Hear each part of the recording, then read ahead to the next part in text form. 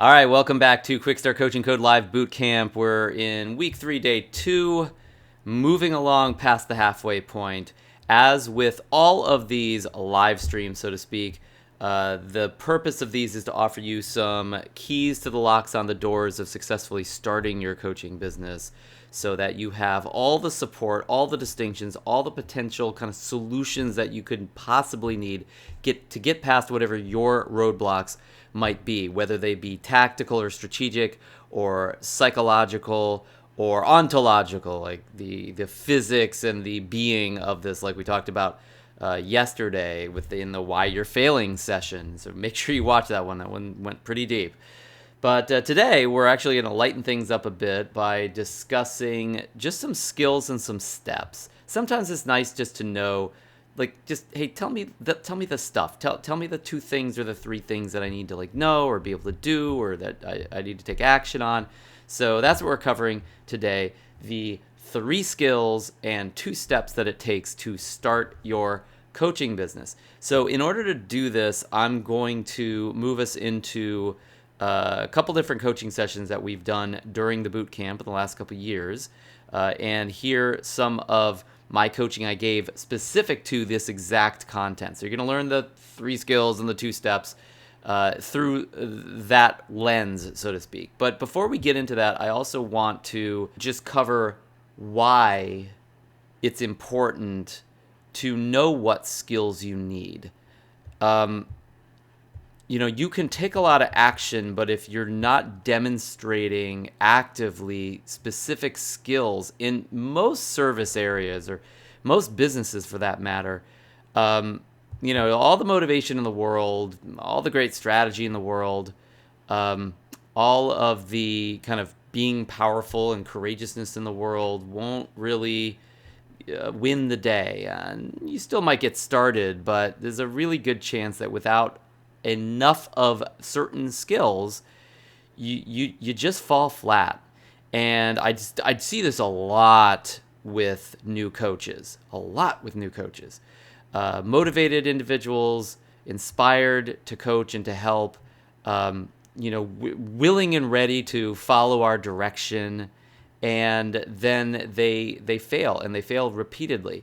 And there's several big reasons why. I'm not getting into all the sources of failure here right now, but one of the big reasons is they simply don't have the skills. They haven't demonstrated the simple skill sets in the area that they're working on. And in this case, we're talking about starting, the skill sets that are needed for starting. If you don't have these skills at a high enough level, they don't have to be incredible, but if you don't have them at a high enough level, you actually may fail to start. Or fail to start solidly enough for you to really get over that kind of momentum hump, that motivation hump, that kind of block that occurs after trying and just still not getting the result that you really deserve to get. So these skills can really make a difference, and sometimes they can just be life or death. They can be truly crucial to getting your business started, which is why I'm covering these 3 skills in this case. And the 2 steps is just a great way just to simplify, what do you need to focus on here?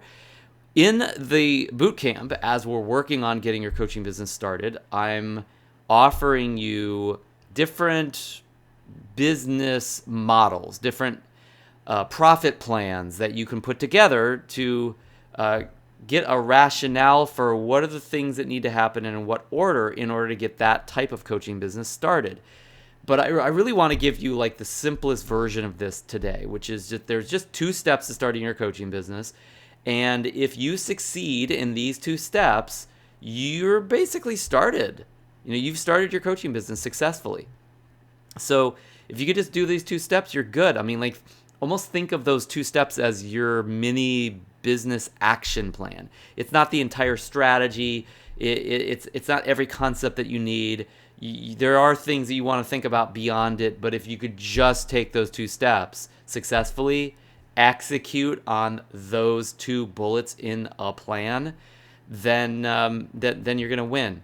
And you want to generate the skills that I'm going to talk about inside step 2 of those 2 steps so that you successfully complete that second step as well. So let's get over to the coaching sessions right now and talk about what are the 3 skills and the 2 steps to start your coaching business successfully. There's 3 critical skills that you need to learn in the boot camp to really get your coaching business started and really to expand it past startup. The first one is the skill of getting yourself to prospect. Note that I didn't say being good at prospecting. Okay, I'm not good at prospecting.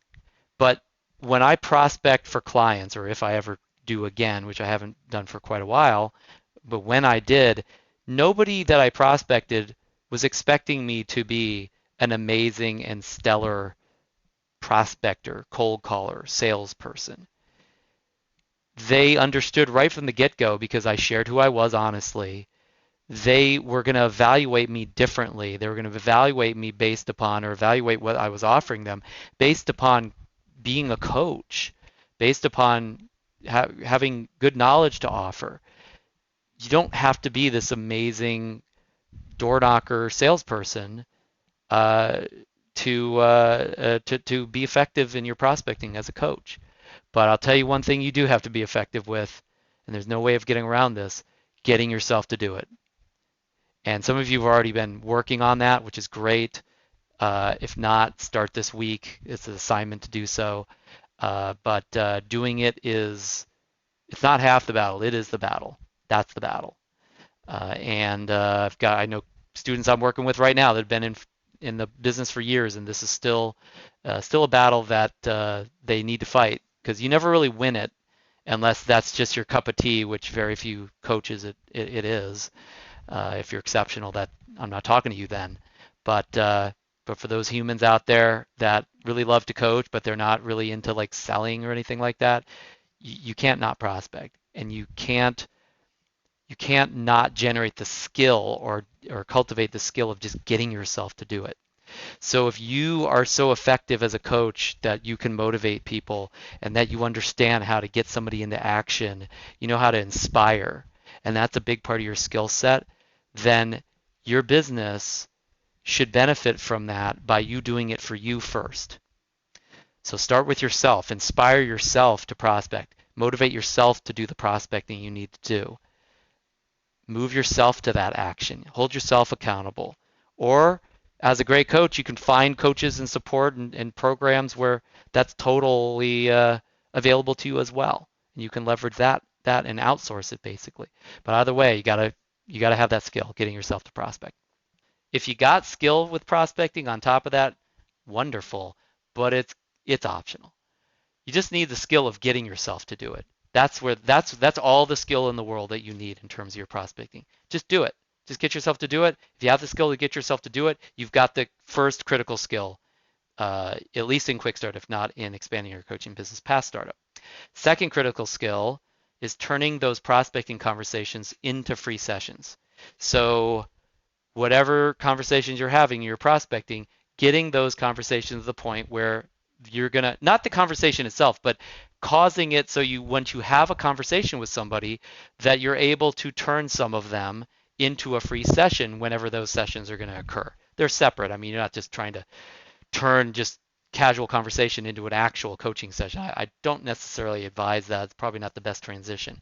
But setting something up, right? Scheduling it. So that's a second critical skill. We've covered a ton more than we probably need to around the skill set and the finesse of doing that, whether it be a free session interview, free session pitch, the different ways to set free sessions that we covered, those different frameworks, and the workbook that I put together for you guys on that. So you use whatever you got to use, script your own stuff out if it's better for your style. But yeah, it's just basically that prospecting conversation is still a supportive, caring, coach-built conversation. There's nothing purely greedy and selfish about it, unless you are that way, and that's fine if you are. If you're good, especially if you can still make a difference for people, you could still want what you want as well. There's nothing wrong with that at all.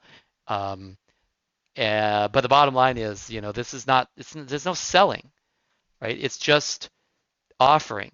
It's inviting. It's giving. All you're doing is giving. Somebody doesn't want to take the gift, you'll give it to somebody else. You're still going to have the time available, and you can talk to somebody else who actually needs, wants, or is open to it. That's fine. That's up to them. It's up to you to prospect and actually at least make the invitation in a way that makes it possible that's truly an open door for them. You want to share the opportunity of the free session in such a way where it seems to them, it appears to them, it occurs to them as an opportunity. Some of you are just sharing free sessions like, hey, you want to do a free session? Okay, that's better than nothing. How could you share that in such a way where it occurs to the person you're asking as if it's an opportunity for them? We kind of cover that in some of the other conversations as well. So that is the second critical skill. And then finally, the third critical skill is turning free sessions into paying clients. Running a free session that is so tremendously valuable, so effective, so influential, so just basically showing up in a way such that that potential client can't say no to you. You've become someone for them you become somebody who they can't say no to. And there's a lot of aspects of that. I'm not going to get into the detail of it right now because it's pretty deep well to go into. But suffice to say, you really got to have an amazing free session for people. Now we cover some structures of that inside of QUICKSTART. So use those and then add the best of you to them. You will really want to make sure that you're able to provide two things in every free session you run. Number one, add more value than anybody else around that person is adding. And I don't care how you do it, it's just got to be valuable to them, as long as you're not like hurting them or something like that. And then secondly, you need to ask them to be a client. You need to say to them, hey, what I'd like to hear you say is that you want me to be your coach. Or is coaching something that you're willing to do? Is coaching something that you're open to committing to? Whatever it is, there's some way that you'll need to ask for them to sign up for coaching. And it could be different every time. You can improvise it if you want. Personally, I was intimidated by this step in the free session process, so I scripted it out until I just knew it so well that I couldn't not say it. And I would also get so intense in that portion of the session because I knew how much their life was on the line and how much of a difference it was going to make for them to be in coaching if they did it, if they committed to it, how life-changing it would be. I had to believe that. I didn't have proof at the time necessarily, but I just had to have faith that that was the case. And so because of that intense caring and commitment to not let go of what was possible for them, even if they weren't that committed, I had to be committed. And with the script and the understanding of what I needed to ask or say, and I couldn't back out of it, a lot of people signed up for coaching as a result. By the way, I could go on and on and on about this, but there are many, many, many people's lives that have radically improved in terms of the quality of life or their finances or their job or their business or their relationships, their emotions, their spirit, their health, their energy level, their achievements, because I had that belief and the intensity to ask for that as well. Tons of people that benefited from that. They wouldn't have benefited from it had I not coached them, and they would never have gotten the coaching had they not signed up for coaching. You kind of got to enroll in coaching in order to receive it, to really receive serious coaching. So those are the three critical skills you want to learn. Two critical steps to take: set free sessions and then enroll clients. Those are the two critical steps. We've been talking about setting free sessions. I'm not going to belabor that, but enrolling clients just requires a little objection handling. Basically, you could say this is just coaching people through whatever's stopping them, just like I would coach you through what's stopping you during this boot camp. Second coaching skill, an authentic use of it, like not just using your skill to try to manipulate somebody into coaching with you, but really freely giving that skill and applying your coaching in an authentic way outside of just utilizing it as an enrollment tool. Really adding value through coaching, regardless of whether they ever continue working with you. Employ your coaching skill authentically, not just as a way to try to manipulate or gain advantage or induce reciprocation. I mean, that's going to be part of it to some extent, but really do it authentically and offer it generously. And then finally, just whatever knowledge you have to bring to the table. And really the knowledge is optional. I mean, I don't know that enrolling clients really requires it. It certainly is helpful. There are many, many clients I've enrolled that the only reason, not the only reason, but one of the primary reasons they enrolled was I have certain knowledge that they didn't have. And they wanted to utilize me for that, along with my coaching skill and support, etc. Knowledge is something that I find a lot of coaches shortchange their clients with or themselves with because they're purely wanting to coach. And sometimes just knowing things your client doesn't know could be very valuable for them.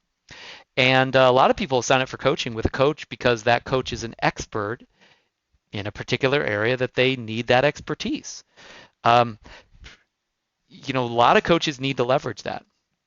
Not all coaches, but I would say probably more coaches than not, the majority of coaches. So these are elements, enrolling clients, that really, really critical, being able to handle objections, having skill as a coach, and then having knowledge. The coaching skill and the knowledge, that's the value that you add. The objection handling, that's more of the salesmanship. That's the ability to work through things that will stop somebody from moving forward with you. And you want to work on those as well. If you're already enrolling clients, by the way, without some of these skills, that just shows how amazing you already are. Because you might not even know what you're doing yet, but by the time you learn this stuff and you master these steps and these abilities, you're just going to be unstoppable with those same prospects and clients that you're talking to.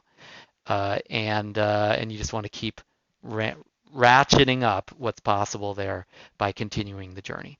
So that's it as far as the notes for today.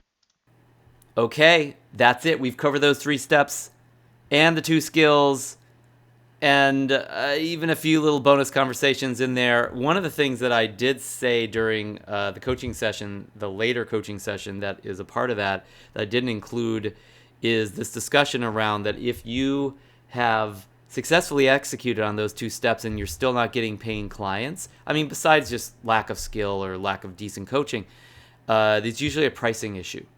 And so go back to that pricing video that we had in week 2. The reason I covered that in week 2 is because it's not meant to be an advanced skill set to learn about how to price your services. It's meant to be something where you can set a price where you're going to get paying clients, where you're actually going to hit the ground running, and you end up with a paying client at the end of the day, even if it's not your perfect price.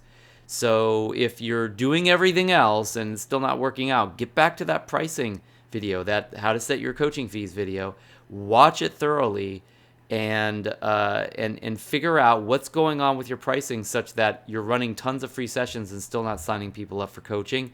And that's going to correct your issue quite quickly, unless it truly is just a lack of coaching skill and you're just not adding any value to your clients in these sessions. And if that's the case, then you got to go back to the drawing board in terms of your coaching. We got to get your coaching together at the end of the day. And you could get into High Caliber Coaching Code to provide that, or we got to look at how you're working those skills with your client specifically and see if there's a mismatch between your coaching session and the type of client that you're working with at that point. So check that out, and I look forward to talking to you in the next live stream. Take care until then.